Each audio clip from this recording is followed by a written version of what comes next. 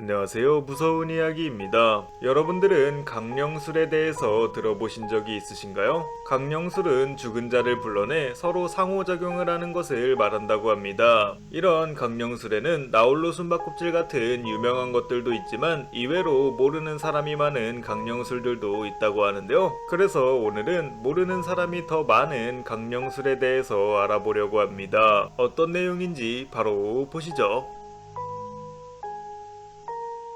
베이비블루는 거울을 이용한 강령술 중 하나로 준비물이 없어도 귀신을 만날 수 있는 강령술인데요. 그 방법을 살펴보시면 화장실에 혼자 들어가 불을 끄고 문을 잠근 뒤 거울을 보고 양팔을 내밉니다. 그리고는 마치 아기를 끌어안는 듯한 자세를 취한 뒤 베이비블루 블루베이비 베이비블루 블루베이비 라며 13번을 반복해주는데요. 그럼 이때부터 팔이 무거워지기 시작하면서 진짜로 아기를 하는 듯한 느낌이 든다고 합니다. 게다가 심한 경우에는 무언가가 발버둥치는 느낌까지 든다고 하는데요. 만약 이런 느낌이 들게 된다면 귀신을 끌어안은 팔을 풀지 않은 채 변기 앞으로 다가가 아기를 변기에 버리는 듯한 신용을 하고 물을 내린 뒤 빠르게 도망치면 된다고 합니다. 하지만 도망치는 타이밍을 놓치게 된다면 아이의 엄마가 나타나 해코지를 하거나 여전히 몸이 무거운 듯한 느낌을 받게 된다고 하는데요. 이 경우 귀신을 떼어낼 수 없기 때문에 절대로 따라하면 안 된다고 하네요.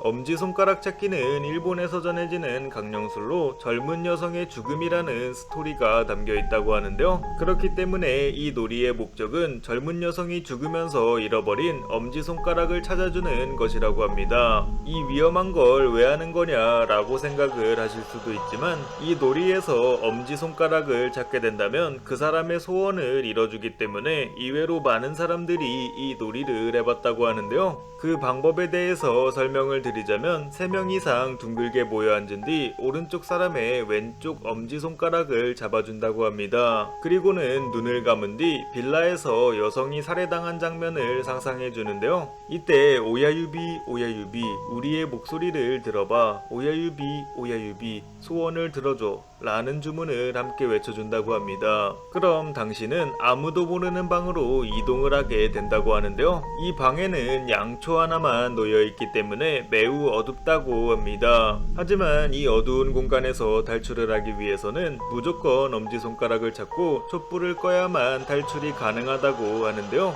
불빛이 없어지기까지 무조건 찾아야 하며 중간중간 누군가가 어깨를 치더라도 절대로 뒤를 돌아보면 안 된다고 합니다.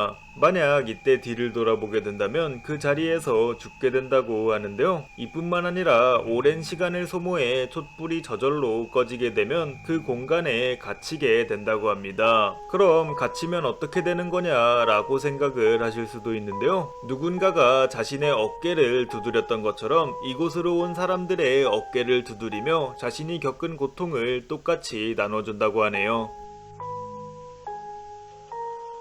서양의 혼숨이라고도 불리는 미드나잇맨은 상대가 인형이 아니라 악마라고 하는데요. 악마는 눈에 보이지 않기 때문에 공포감이 배가 된다고 합니다. 게다가 악마에게 잡힐 경우 여러분들이 가장 두려워하는 것을 보게 된다고 하는데요. 이 사이 악마는 여러분들의 내장을 하나씩 뽑아간다고 합니다. 이렇게 굉장히 위험한 강령술이지만 그래도 하는 법을 알려드리자면 우선 미드나잇맨은 반드시 밤 12시에 시작을 해야 한다고 하는데요. 그렇기 때문에 12시가 되기 전에 미리 여러분들의 이름을 종이에 적고 그 위에 피를 떨어뜨린다고 합니다. 그리고는 집안에 불을 끈 뒤 이 종이는 현관문 앞으로 가져다 놓는다고 하는데요. 이후 종이 위에 불이 붙은 양초를 올려놓고 현관문을 22번 두드리는데 마지막은 꼭 12시 정각에 두드려야 한다고 합니다. 그리고는 현관문을 열어 양초를 잠시 끈 후 문을 닫았다가 다시 10초 이내로 양초의 불을 켜준다고 하는데요. 이 사이 미드나잇맨은 집 안으로 들어오게 된다고 합니다. 그럼 이때부터 술래잡기가 시작된다고 하는데요. 이때부터 여러분들은 그를 피해 불이 붙은 양초와 소금통을 들고 3시 33분까지 살아남아야 한다고 합니다.